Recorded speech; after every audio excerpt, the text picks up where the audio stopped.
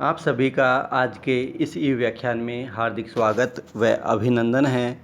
व्याख्यान श्रृंखला की इस कड़ी में आज हमारा जो व्याख्यान का विषय है वह है मिस्र की कला का काल विभाजन। इसके अंतर्गत आज हम मिस्र के जो कला है उसके दूसरा काल प्राचीन राजवंश या पिरामिड युग उसका अध्ययन व अनुशीलन करेंगे। जो मिस्र की कला का इससे पहले हमने प्रथम राजवंश, प्रागवंशीय या प्रारंभिक राजवंशीय काल का अध्ययन व अनुशीलन किया और आज हम प्राचीन राजवंश या पिरामिड युग का अध्ययन व अनुशीलन करेंगे। प्राचीन राजवंश या पिरामिड युग का जो समय है वह 2700 ईसा पूर्व से लेकर 2190 ईसा पूर्व रहा। इसको सम्मिलित राजवंश के नाम से भी इस युग को जाना जाता है। मिस्र का जो राजनीतिक व सांस्कृतिक स्वरूप है वह इसी युग में उभर कर सामने आता है। प्रथम जो राजवंश हमने प्रागवंशीय व प्रारंभिक राजवंशीय काल पढ़ा उसमें हमने देखा कि उत्तरी मिस्र और दक्षिणी मिस्र को मेनिज शासकों ने संयुक्त करके और एक तरह से शासन का जो मुख्य राजधानी बनाई वो मेम्फिस नगर को बनाया और इस आधार पर इसको मेम्फाइट युग भी कहा गया उस युग को। उसके बाद जो ये द्वितीय युग है, जो पिरामिड युग है या प्राचीन राजवंश युग है, इसमें मिस्र का जो राजनीतिक और सांस्कृतिक स्वरूप है एक उन्नत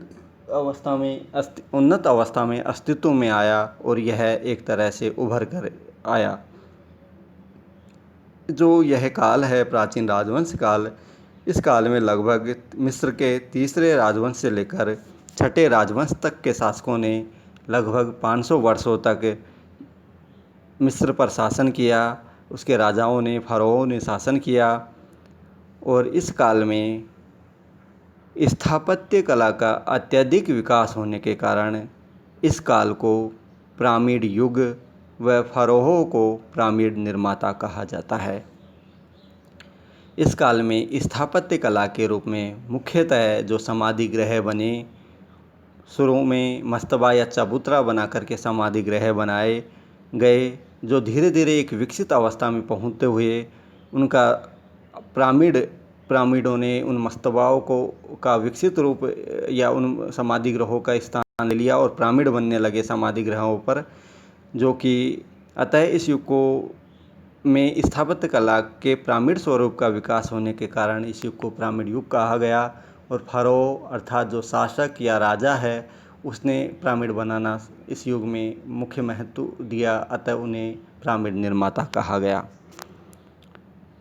इस काल में भी मेम्फिस नगर राजधानी होने के कारण एक तरह से प्रमुख कला केंद्र के रूप में विकसित रहा यह नगर, जो कि हमने पढ़ा कि प्रारंभिक जो प्रागवंशीय व प्रारंभिक राजवंशीय काल है वहाँ उत्तरी मिस्र और दक्षिणी मिस्र दोनों को संयुक्त करके मेम्फिस नगर को राजधानी बना दिया था। वो यहाँ सुचारू रूप से अभी भी राजधानी बनी रही। द्वितीय वंश के मिस्र के शासक थे, उनका पतन होने के पश्चात तीसरे वंश की स्थापना से मिस्र के इतिहास में सांस्कृतिक प्रगति व भौतिक समृद्धि के एक महान युग का प्रारंभ होता है। जो मिस्र का तीसरा राजवंश है, जो तृतीय युग है, उसका प्रथम महान शासक जोसेर था और फ़ारो जोसेर ही प्रथम फ़ारो था जिसने पिरामिड बनाने की कला का विकास मिस्र में किया और पाषाण स्थापत्य का जन्मदाता बना।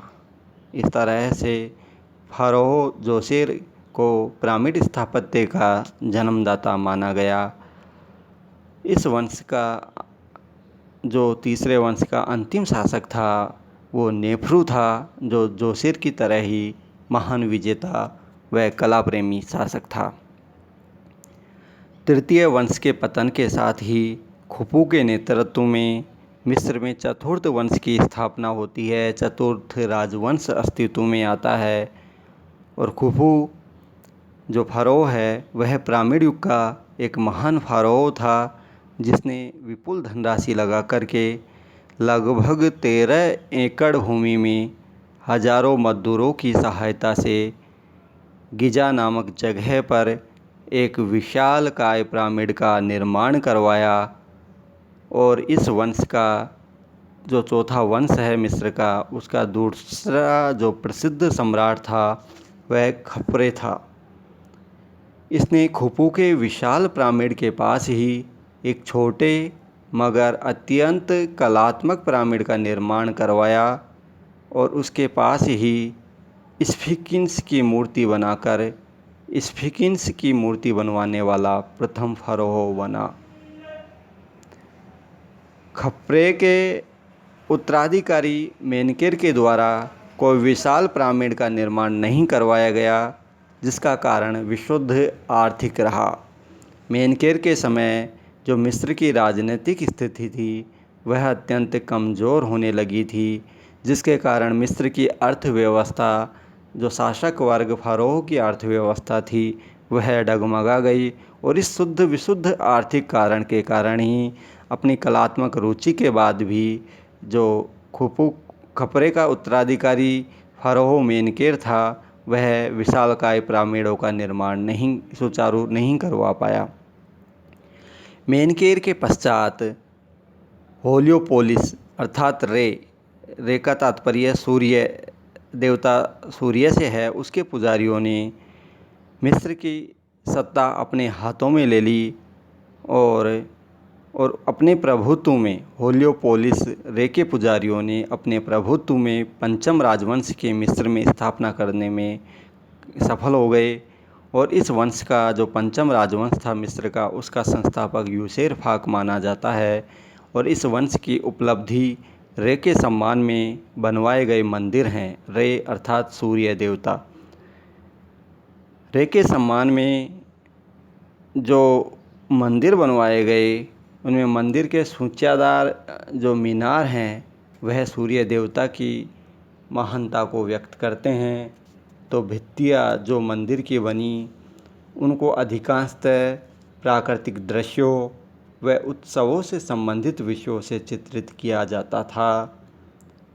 मिस्र का जो पांचवा राजवंश है उसमें उत्कीर्ण चित्रों की सर्वाधिक वृद्धि हुई और उत्कीर्ण चित्रों को रंगने की कला भी इस पांचवें राजवंश की महत्वपूर्ण मौलिक देन मिस्र की कला को रही। पिरामिड युग का अंतिम राजवंश छठा राजवंश है, जिसके दो फरोह तेती सेकंड व पेपी फर्स्ट ने, तेती द्वितीय व पेपी प्रथम ने राज्य की जो पतन की और उन्मुख प्रतिष्ठा थी उसमें सामंत व पुजारी और सेनापति इत्यादि को नियंत्रित रखने का एक महत्वपूर्ण कार्य किया। और सम्राट या फरोह पेपी द्वितीय के पश्चात मिस्र के छठे राजवंश का भी अंत हो जाता है। और इस तरह से तीसरे से लेकर छठे राजवंश तक मिस्र का जो प्राचीन राजवंश रहा वह चलता रहा। इस समय को जो प्राचीन राजवंश है उसका समय तीसरे से लेकर छठे राजवंश तक रहा और लगभग 500 वर्षों तक का समय इस समय के फरोह का रहा।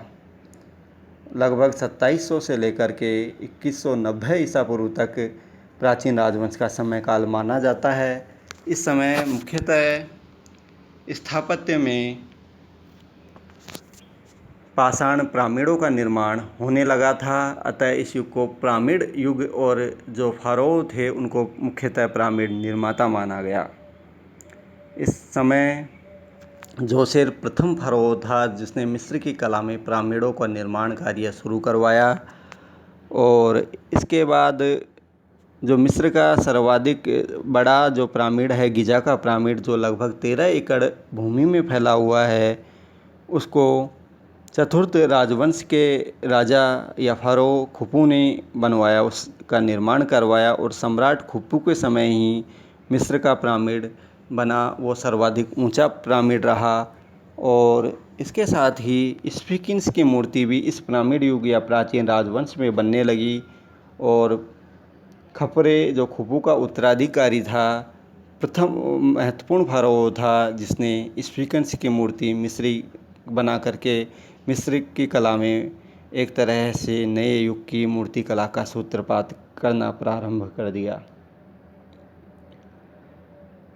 इसके बाद पाँचवें राजवंश में हेलियोपोलिस अर्थात रे अर्थात सूर्य देवता के जो पुजारी हैं, उन्होंने अव्यवस्थित जो शासन था उसकी जिम्मेदारी अपने हाथों में ली और पाँचवें राजवंश की स्थापना की, जिसका संस्थापक यूसेरफाक था। और इस समय मुख्यतः रे अर्थात सूर्य देवता के महत्व और का अंकन करने के लिए महान विशालकाय मंदिरों का निर्माण हुआ, जिनकी भित्तियों को, दीवारों को प्राकृतिक दृश्य व उत्सवों से संबंधित विषयों से सुसज्जित किया गया। उत्कीर्ण चित्र इस युग में सर्वाधिक बने। साथ ही उत्कीर्ण चित्रों को रंगने की जो परंपरा है वह भी इस समय प्रारंभ हुई, जो कि मिस्र की कला को महत्वपूर्ण देन रही। इस तरह से प्राचीन राजवंश का जो शासन रहा वह महत्वपूर्ण कलात्मक रूप से भी महत्वपूर्ण रहा, जिसमें पिरामिडों का मुख्यतः निर्माण हुआ, स्फिंक्स की मूर्ति बनने लगी, साथ ही रे की महानता में विशालकाय मंदिरों का निर्माण होने लगा। इस तरह से यह सब बातें मिस्र की कला में जो प्राचीन राजवंश है उसकी कलात्मक अभिरुचि, उसकी कलात्मक क्षमताओं का परिचय और अध्ययन और अनुशीलन गहनता से हमें प्राप्त होता है। धन्यवाद एवं शुभ दिवस। धन्यवाद।